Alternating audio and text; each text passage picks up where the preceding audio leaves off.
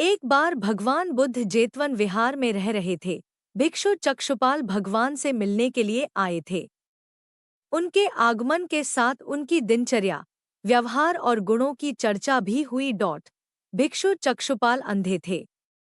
एक दिन विहार के कुछ भिक्षुओं ने कुछ मरे हुए कीड़ों को चक्षुपाल की कुटी के बाहर पाया और उन्होंने चक्षुपाल की निंदा करनी शुरू कर दी कि उन्होंने इन जीवित प्राणियों की हत्या की। भगवान बुद्ध ने निंदा कर रहे उन भिक्षुओं को बुलाया और पूछा कि क्या तुमने भिक्षु को कीड़े मारते हुए देखा है? उन्होंने उत्तर दिया, नहीं। इस पर भगवान बुद्ध ने उन साधकों से कहा कि जैसे तुमने उन्हें कीड़ों को मारते हुए नहीं देखा, वैसे ही चक्षुपाल ने भी उन्हें मरते हुए नहीं देखा और उन्होंने कीड़ों को जानबूझकर नहीं मारा है, इसलिए उनकी भर्त्सना करना उचित नहीं है। भिक्षुओं ने इसके बाद पूछा कि चक्षुपाल अंधे क्यों हैं? उन्होंने इस जन्म में अथवा पिछले जन्म में क्या पाप किए? भगवान बुद्ध ने चक्षुपाल के बारे में कहा कि वे पूर्व जन्म में एक चिकित्सक थे। एक अंधी स्त्री ने उनसे वादा किया था कि यदि वे उसकी आंखें ठीक कर देंगे तो वह और उसका परिवार उनके दास बन जाएंगे। स्त्री की आंखें ठीक हो गईं, पर उसने दासी बनने के भय से यह मानने से इनकार कर दिया। चिकित्सक को तो पता था कि उस स्त्री की आंखें ठीक हो गई हैं। वह झूठ बोल रही है। उसे सबक सिखाने के लिए या बदला लेने के लिए चक्षुपाल ने दूसरी दवा दी। उस दवा से महिला फिर अंधी हो गई। वह कितना ही रोई पीटी, लेकिन चक्षुपाल जरा भी नहीं पसीजा। इस पाप के फलस्वरूप अगले जन्म में चिकित्सक को अंधा बनना पड़ा। एक बार भगवान बुद्ध अपने अनुयायियों के साथ किसी गांव में उपदेश देने जा रहे थे। उस गांव से पूर्व ही मार्ग में उन लोगों को जगह जगह बहुत सारे गड्ढे खुदे हुए मिले।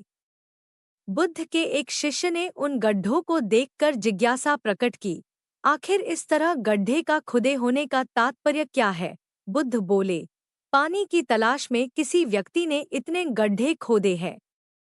यदि वह धैर्यपूर्वक एक ही स्थान पर गड्ढे खोदता तो उसे पानी अवश्य मिल जाता, पर वह थोड़ी देर गड्ढा खोदता और पानी न मिलने पर दूसरा गड्ढा खोदना शुरू कर देता।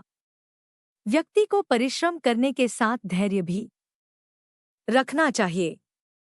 एक बार भगवान बुद्ध भिक्षा के लिए एक किसान के यहाँ पहुँचे। तथागत को भिक्षा के लिए आया देखकर किसान उपेक्षा से बोला, श्रमण, मैं हल जोतता हूँ और तब खाता हूँ। तुम्हें भी हल जोतना और बीज बोना चाहिए और तब खाना खाना चाहिए। बुद्ध ने कहा, महाराज, मैं भी खेती ही करता हूँ। इस पर किसान को जिज्ञासा हुई और वह बोला, मैं न तो तुम्हारे पास हल देखता हूँ, ना बैल और ना ही खेती का स्थल। तब आप कैसे कहते हैं कि आप भी खेती ही करते हो? आप कृपया अपनी खेती के संबंध में समझाइए। बुद्ध ने कहा, महाराज, मेरे पास श्रद्धा का बीज, तपस्या रूपी वर्षा और प्रजा रूपी जोत और हल है। पाप भीरुता का दंड है, विचार रूपी रस्सी है, स्मृति और जागरूकता रूपी हल की फाल और पेनी है। मैं वचन और कर्म में संयत रहता हूँ। मैं अपनी इस खेती को बेकार घास से मुक्त रखता हूँ और आनंद की फसल काट लेने तक प्रयत्नशील रहने वाला हूँ। अप्रमाद मेरा बैल है जो बाधाएं देखकर भी पीछे मुंह नहीं मोड़ता है। वह मुझे सीधा शांति धाम तक ले जाता है। इस प्रकार मैं अमृत की खेती करता हूँ। भगवान बुद्ध का जब पाटलिपुत्र में शुभागमन हुआ तो हर व्यक्ति अपनी अपनी सांपत्तिक स्थिति के अनुसार उन्हें उपहार देने की योजना बनाने लगा। राजा बिंबिसार ने भी कीमती हीरे, मोती और रत्न उन्हें पेश किए। बुद्धदेव ने सबको एक हाथ से सहर्ष स्वीकार किया। इसके बाद मंत्रियों, सेठों, साहूकारों ने अपने अपने उपहार उन्हें अर्पित किए और बुद्धदेव ने उन सबको एक हाथ से स्वीकार कर लिया।